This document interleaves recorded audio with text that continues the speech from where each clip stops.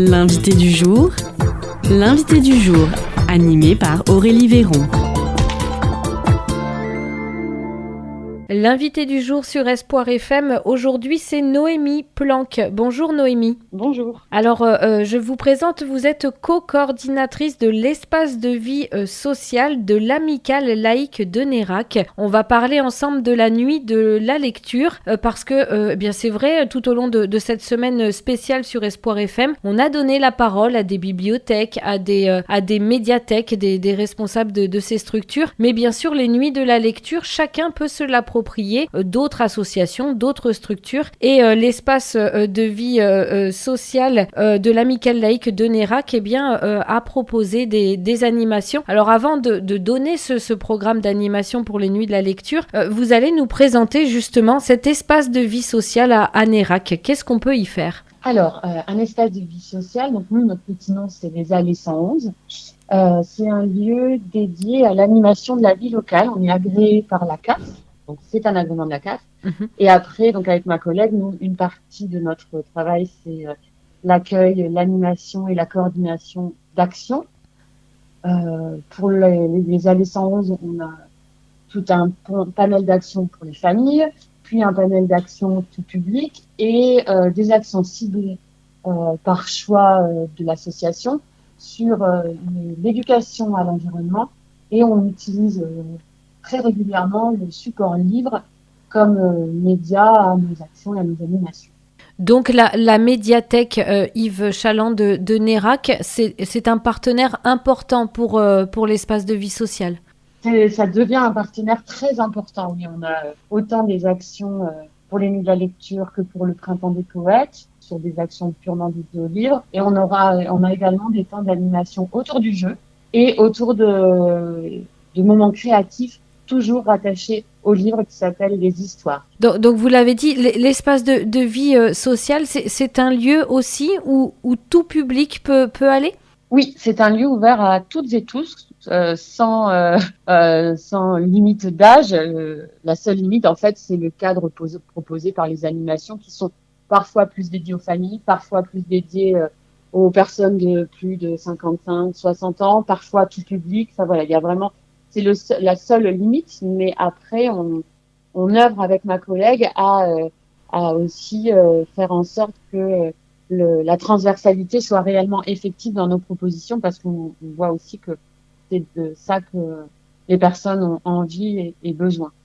Associer le livre, la lecture à vos animations, ça permet une découverte pour une majorité de vos publics ou alors justement les livres font déjà partie du quotidien de votre public ? Eh ben, c'est tout l'intérêt en fait d'un projet comme les Allées 111, c'est que comme on recherche réellement à capter des personnes de tous horizons, eh bien, en fait, dans ce genre d'animation, on a des personnes pour qui le livre fait partie du quotidien et d'autres un peu moins.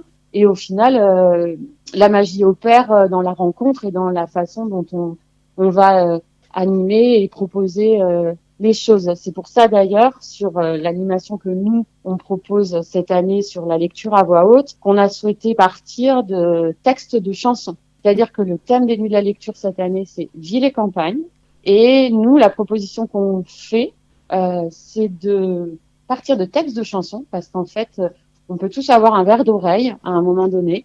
On n'est pas tributaire d'un livre Et ce texte de chanson qui parle de ville ou de campagne, eh bien, on y travaille là déjà depuis 2 mardis après-midi. On a encore un mardi pour pouvoir le dire et non pas le chanter. D'accord, donc ça veut dire que pour vous, les animations en rapport avec les nuits de la lecture ont déjà commencé depuis plusieurs semaines. Depuis 2 semaines, oui. Alors racontez-nous donc comment ça s'est passé déjà le début de ce travail. Alors, c'est pendant 3 mardis après-midi courant janvier, 2h30 de rencontre où eh bien on a à la fois des personnes qui sont habituées des lieux et des personnes peut-être un peu plus, je dirais, neuves de nos actions qui sont venues. Et moi, de mon côté, j'avais préparé quelques textes en support au cas où les personnes n'auraient pas de proposition. Et des personnes sont arrivées aussi avec des textes ou des idées de textes. Et donc, on s'est lu les textes une première fois et puis en échangeant, en se disant, peut-être on peut faire percuter tel mot, faire sonner tel mot. On travaille à faire que cette lecture soit possible devant un public. L'année dernière, il y avait une vingtaine de personnes. Là, pour le coup, c'est quand même une jolie prouesse parce que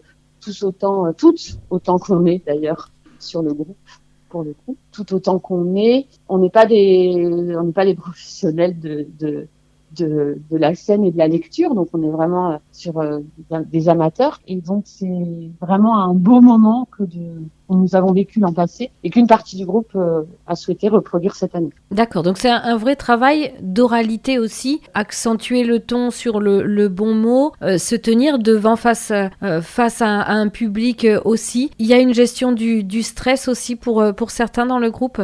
Alors l'idée c'est pas d'être face, on aménage l'espace pour justement que ce soit convivial et non pas un seul en scène.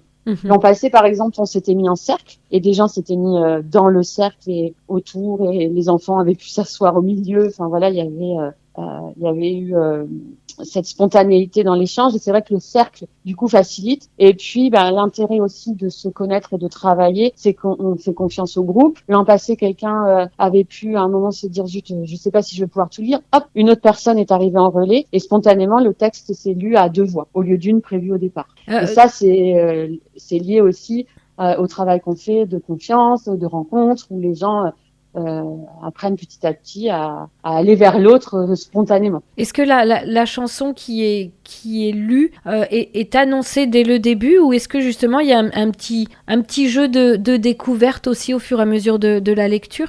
Non, on sera vraiment sur un titre, le titre et l'auteur et puis la lecture. Alors donc ce moment ce moment final en fait de ce travail, il est prévu quand précisément? Eh bien, nous, les actions autour des Nuits de la Lecture auront lieu le week-end prochain, donc le 24 et le 25 janvier. D'accord. Donc, alors, quelles sont les autres actions prévues pour les autres animations prévues pour ce week-end? Donc, rendez-vous 17h30 à la médiathèque de Nérac pour une balade contée animée par Guy Planès. Donc ça, c'est ce qu'on a co-construit avec la médiathèque. Donc Guy Planès, qui est un raconteur de pays, et qui nous prépare une balade entre ville et campagne à Nérac avec la Garenne, c'est parfait. Donc pour aller à la découverte de Nérac sur la thématique des Nuits de la Lecture. Et ensuite, nous nous retrouverons dans un local rue Cédry pour pouvoir participer à ce temps de lecture à voix haute avec en conclusion un temps on dit un grignotage et partage, quoi. D'accord, donc c'est vraiment des animations où on sort, on va dans différents lieux de Nérac aussi. Oui, c'est ça, parce que une des volontés aussi des espaces de vie sociale, c'est que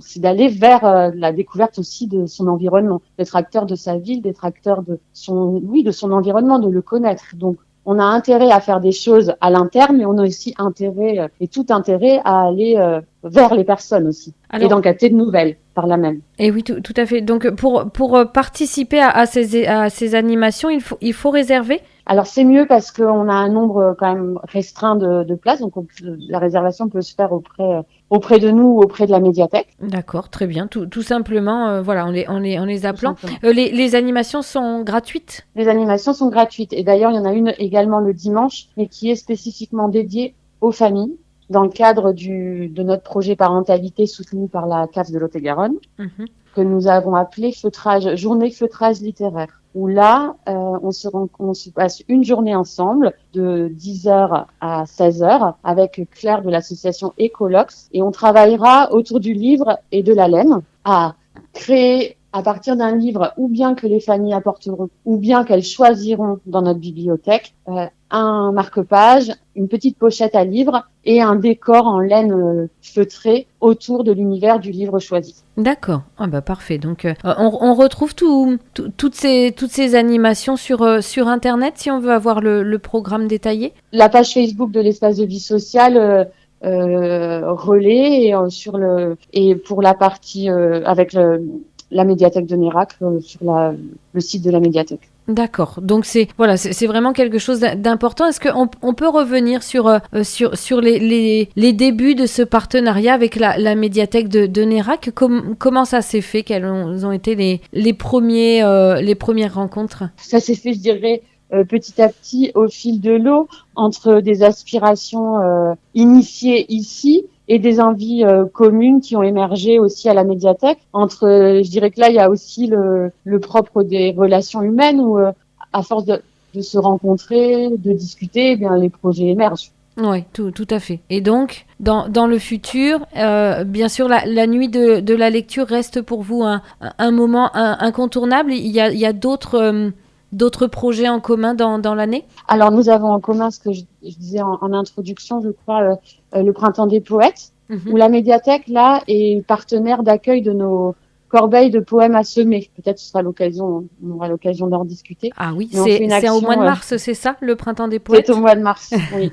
Où là, pareil, on a des temps de travail collectif. Et là, on a 7 lieux dans Nérac qui recueilleront nos corbeilles pour distribuer de la poésie aux gens qu'ils accueilleront. C'est à la fois des commerçants et des lieux publics. Et ce sera la 3e année cette année qu'on le propose. D'accord, donc plein de beaux projets. En tout cas, merci beaucoup Noémie Planck. Donc je le rappelle, vous êtes co-coordinatrice de l'espace de vie sociale de l'amicale laïque de Nérac. Co-coordinatrice, ça veut dire que vous êtes combien dans l'équipe de l'espace de vie sociale? Nous sommes 2.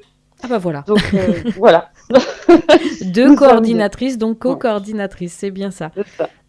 D'accord. Eh bien, en tout cas, merci beaucoup. Donc, on invite tous nos auditeurs à participer à vos animations organisées dans le cadre des nuits de la lecture qui ont lieu partout en France à partir du 21 janvier jusqu'au 25 janvier. Et puis, pour vous, à Nérac, donc, ça sera le samedi et le dimanche avec plein d'animations, notamment aussi pour les familles. Donc, ça peut être de bons moments à passer entre générations. Encore une fois, merci beaucoup, Noémie Planck, et très belle nuit de la lecture. Merci, au revoir. Au revoir. C'était l'invité du jour, animé par Aurélie Véron.